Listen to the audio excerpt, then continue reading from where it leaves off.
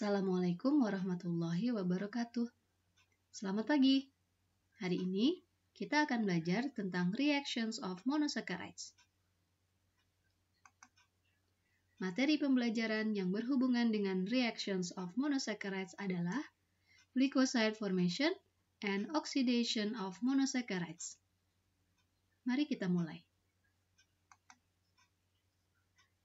Monosakarida yang terdapat dalam larutan selalu dalam kesetimbangan antara bentuk asiklik dan siklik sehingga mereka mengalami 3 macam reaksi, yaitu reaksi hemiasetal, reaksi gugus hidroksi, dan reaksi gugus karbonil. Monosakarida memiliki 2 macam gugus OH yang berbeda. Sebagian besar gugus OH adalah gugus OH reguler yang mengalami reaksi seperti karakteristik alkohol pada umumnya. Sedangkan gugus OH yang kedua berupa gugus OH anomerik. Gugus ini adalah suatu bagian dari hemiasetal yang menimbulkan reaktivitas lebih tinggi. Kita akan fokus membahas reaksi pada hemiasetal dan reaksi gugus karbonil. Terdapat 2 macam reaksi hemiasetal, yaitu glycoside formation and glycoside hydrolysis. Pertama, kita pelajari tentang glycoside formation. Glycoside formation atau pembentukan glikosida terjadi karena reaksi antara gugus OH anomerik pada suatu hemiasetal monosakarida dengan alkohol lainnya. Berikut ini salah satu contoh reaksinya. Monosakarida yang berupa Hayward projection mereaksikan gugus OH anomeriknya dengan alkohol lainnya, sehingga menghasilkan glikosida, di mana gugus OH anomerik berubah menjadi OR. Glikosida yang terbentuk sebagai hasil reaksi selalu ada 2 macam stereoisomer. Hal ini karena ketika alfa-D-glukosa bereaksi, ia juga mengalami mutarotasi dengan beta-D-glukos, sehingga dihasilkan metil alfa-D-glukoside dan metil beta-D-glukoside. Pada nama glikosida yang terbentuk selalu diberi akhiran -oside. Pada reaksi ini juga dihasilkan H2O sebagai hasil samping dari pelepasan gugus OH anomerik dan H dari alkohol, seperti yang ditunjukkan pada sebelah kanan. Reaksi berikutnya adalah glycoside hydrolysis. Pada slide sebelumnya, H2O dihasilkan sebagai hasil samping. Bayangkan apa yang terjadi jika H2O terus-menerus ditambahkan. Hal yang akan terjadi adalah hidrolisis glikosida yang menyebabkan penguraian menjadi penyusunnya kembali. Monosakarida yang dihasilkan juga ada 2 macam, yaitu alfa-D-glukos dan beta-D-glukos, karena adanya mutarotasi pada monosakarida. Silakan kalian kerjakan soal latihan berikut ini.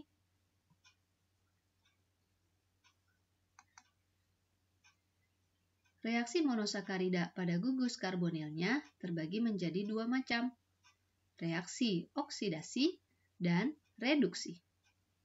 Kita akan fokus pada reaksi oksidasi saja.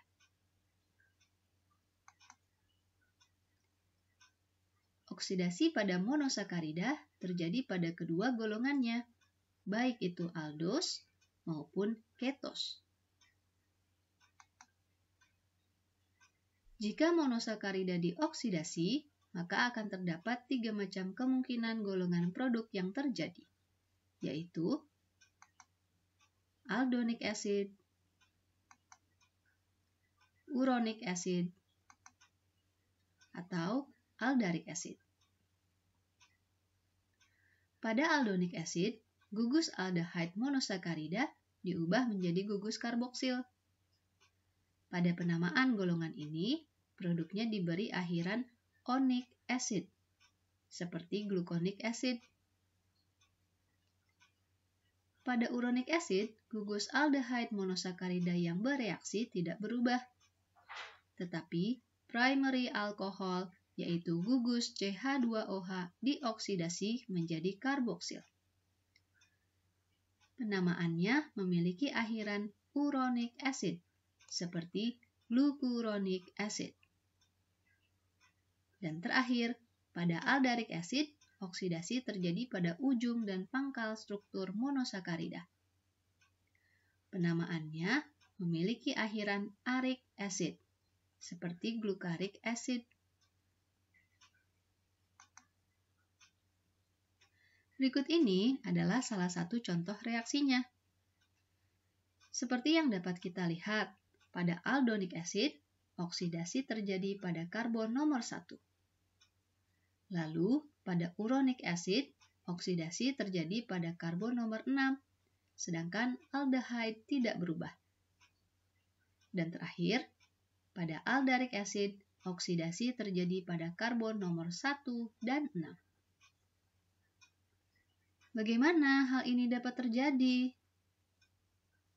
Penentu produk mana yang dihasilkan dalam oksidasi monosakarida adalah kekuatan oksidatornya. Aldonic acid terjadi jika oksidasi dilakukan oleh oksidator lemah. Uronic acid terjadi jika oksidasi dilakukan oleh enzim. Sedangkan aldaric acid terbentuk jika oksidatornya kuat. Apa saja jenis-jenis oksidator yang kamu ketahui?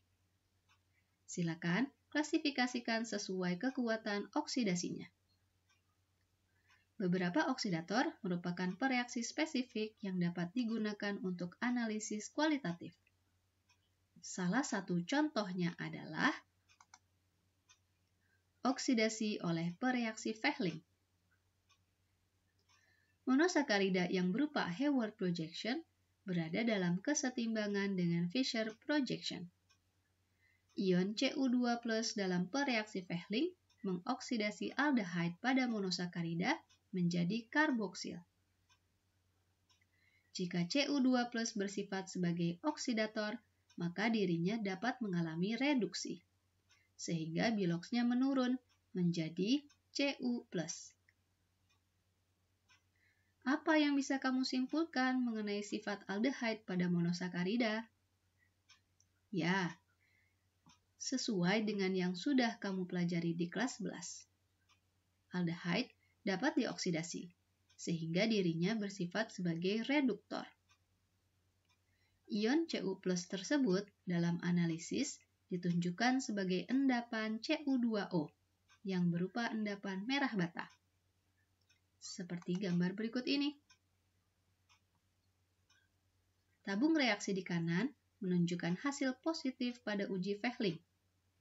Sedangkan tabung reaksi di kiri menunjukkan hasil negatif. Warna biru merupakan warna ion Cu2+ pada pereaksi Fehling. Jadi, apa yang dapat kalian simpulkan tentang uji Fehling? Silakan cek video pembelajaran lainnya untuk mengetahui lebih banyak tentang uji Fehling. Ada juga loh uji yang serupa dengan uji Fehling, yaitu uji Tollens. Komposisi utama pada pereaksi Tollens adalah ion Ag+. Silakan kamu cari tahu juga tentang komposisi pereaksi, cara uji, dan kegunaan uji Tollens pada video pembelajaran lainnya. Jika suatu karbohidrat dapat bereaksi dengan ion Cu2+ atau Ag+, maka disebut sebagai gula pereduksi. Sifat ini merupakan sifat yang sangat penting dalam karbohidrat. Reduksi ion logam terjadi seiring dengan oksidasi gugus aldehyde. Karena seperti yang kita ketahui, reaksi oksidasi dan reduksi terjadi secara bersamaan. Jika suatu senyawanya adalah oksidator, maka pastilah senyawa lainnya merupakan reduktor. Dan harus dicatat juga bahwa semua monosakarida merupakan gula pereduksi, baik itu aldos maupun ketos.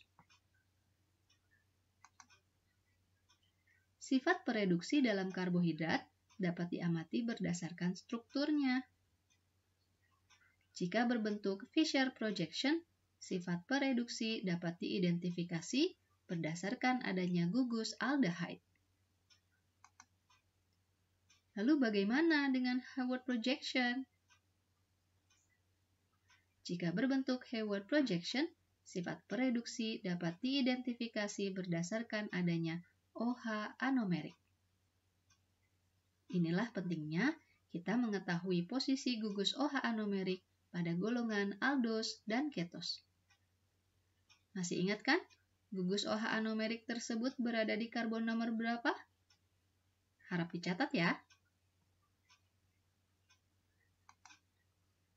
Silakan kalian korelasikan materi tentang gula pereduksi ini dengan penetapan kadar karbohidrat yang dilakukan di laboratorium praktik kimia terpadu di sekolah kita. Demikian pembelajaran kita hari ini. Terima kasih.